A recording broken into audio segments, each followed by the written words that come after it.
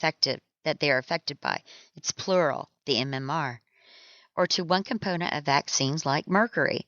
Well, now she's getting tricky. The MMR does not have thimerosal in it, or ethyl mercury, that is.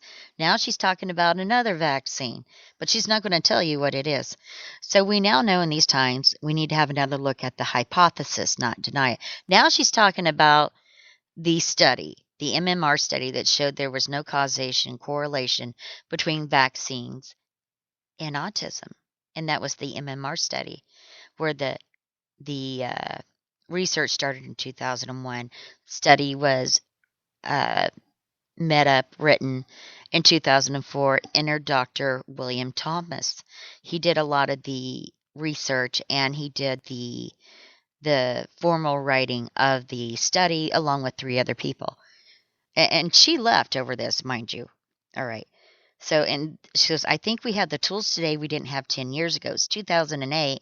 So rewind back to 1998, 2001 is the tool she's talking about. So this is a lady that knows about a lot of scientific inquiry. She's worked at the National Institute of Health. See, I'm going to bring this up because Crazy Legs over at Spreaker.com is doing a show on trolling and how science has proven that trolls are psychopaths. Yeah, which one has more content? I'm just saying. Okay, she goes on in her quote. This is Dr. Bernadette Healy, formerly of the National Institute of Health. She goes on to say that we didn't have 20 years ago, now not just 10 years ago, but 20 years ago, to try and tease that out and find out if there indeed is that susceptibility group. Again, she can't say the African American group. Why is that important? She's really pissed. A susceptibility group does not mean that these vaccines aren't good. What a susceptibility group will tell us is that maybe there's a group of individuals or a group of children that shouldn't have a particular vaccine or shouldn't have vaccines on the same schedule. Aha! She's talking about the African American kids, right? The toddlers 36 months of age and younger. I do not believe that if we identified a susceptibility group, the African American kids 36 months of age or younger, and boys, not girls, that if we identified a particular risk factor, relative risk 3.67 on that study, it says it right there, 3.67 for African American boys, 36 months of age and younger. See, she pretty much is saying particular risk factor. I'm just reading this, makes me burn. Or if we find out that we should be spread out a little longer, I do believe that the public would lose faith in vaccines. Or I do not believe that the public would lose faith in vaccines. She goes on to say, it is the job of the public health community and of physicians to be out there and say, yes, we can make it safer because we are able to say that there is a subset and that we're going to deliver in a way that we think is safer. I think the government or certain public health officials in the government that have been too quick to dismiss the concerns of these families without studying the population that got sick, i.e. the African American boys. The public health officials have been too quick to dismiss the hypothesis as irrational without sufficient studies of causation. That's a clue into the 2004 study of, it was in the journal Pediatrics, of the MMR study. So I forget the absolute name of the study, but it's that one. I think they have often been too quick to dismiss studies in the animal laboratory, either in mice and primates that do show some concern with regard to certain vaccines. She's referring to other ones. And also to mercury preservatives in vaccines. She's referring to other ones.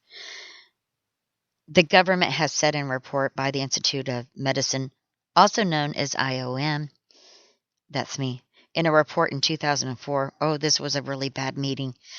It basically said, do not pursue susceptibility groups, meaning the African American groups.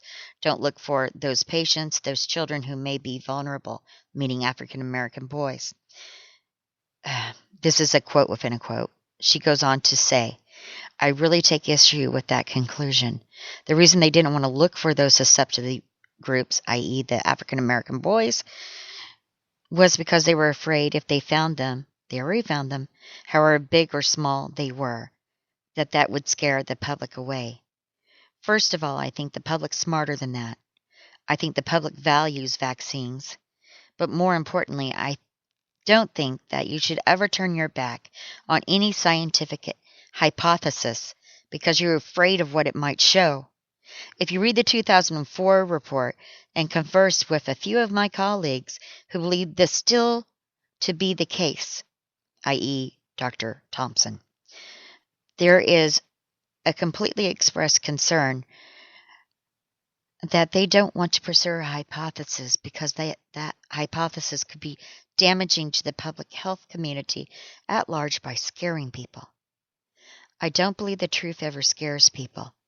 And if it does have a certain edge to it, then that's the obligation of those who are delivering those facts to do it in a responsible way so you don't terrify the public.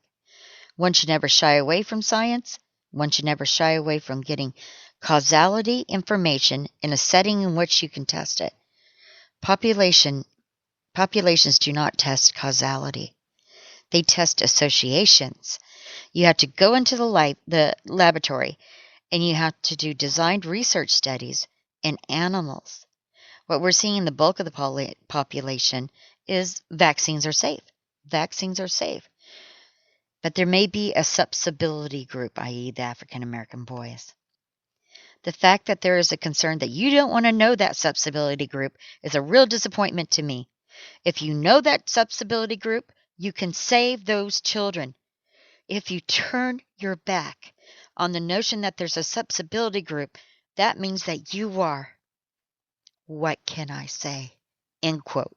And that was from Dr. Bernadette Healy, the former head of the National Institute of Health. Those are her thoughts on scientific inquiry and the problems that happen when there is an issue with someone pulling the strings, with someone saying, no, you can't do this. How strong was her reaction on stopping the scientific inquiry on these so-called susceptibility groups, which we now know to be the African American toddler boys 36 months of age and younger? How strong was her reaction? She resigned from one of the top positions that she could ever have. And that was the head of the National Institute of Health. This is not a minor position to have. This is one of the top level positions she could have in her field in the government of the United States of America. Only the oversight committee was over her. That's pretty big.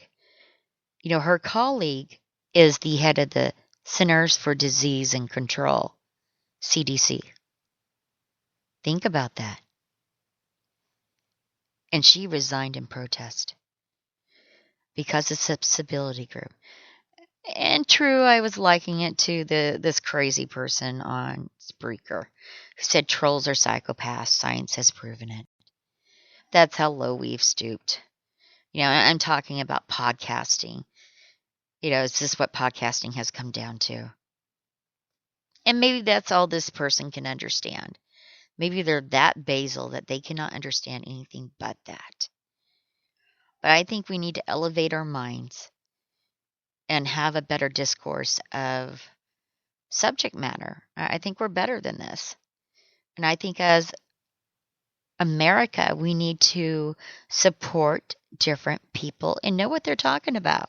We need to be more aware of subject matter. I think that's true. Let's go over here. Hold on. Let me make sure I'm live on every venue. It's the first time I simulcasted. This is kind of cool. This is kind of cool. I'm liking this a lot. So,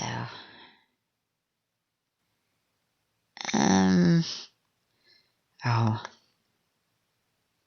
Yeah, I could say a lot of trivial things, nothing that really matters.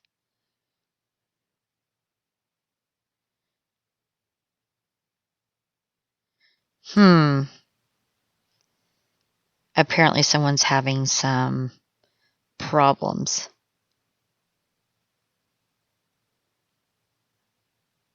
Even I know how to fix that. And that's saying a lot.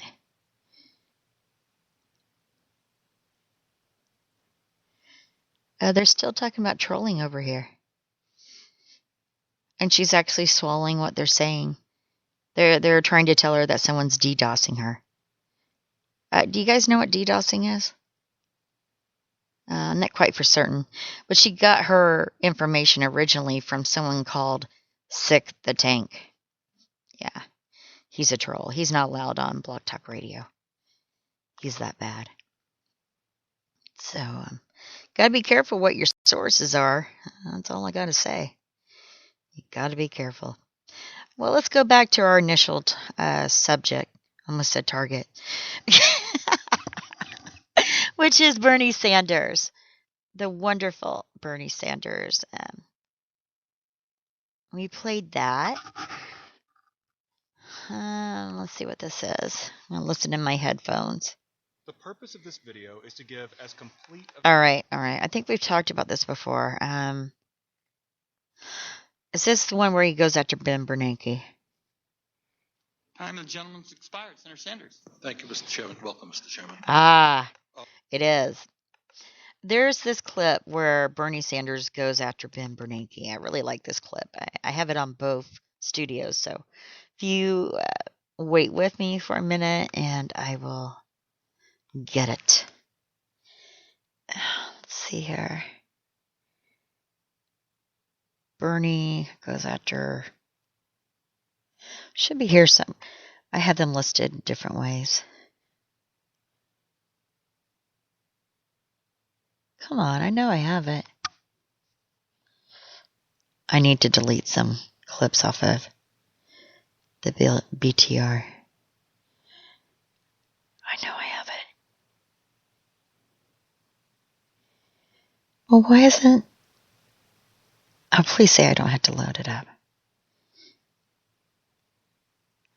Because it's like one of the best.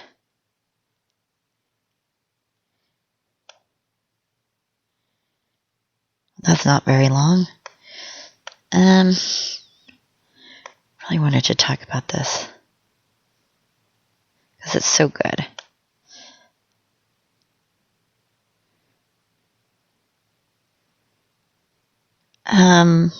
Having a lot of dead air while I'm looking for this. I really can do two things at one time. I promise I can. Moving message, Nevada, fraud, Spike Lee, Bernie, I Am Legend, How History. Oh, I'll tell you what, while I load this up, I'm going to play how Mercury triggered the age of autism.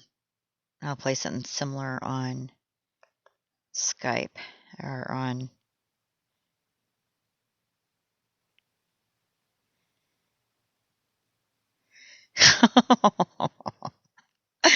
Oh, that's too funny. That's really too funny.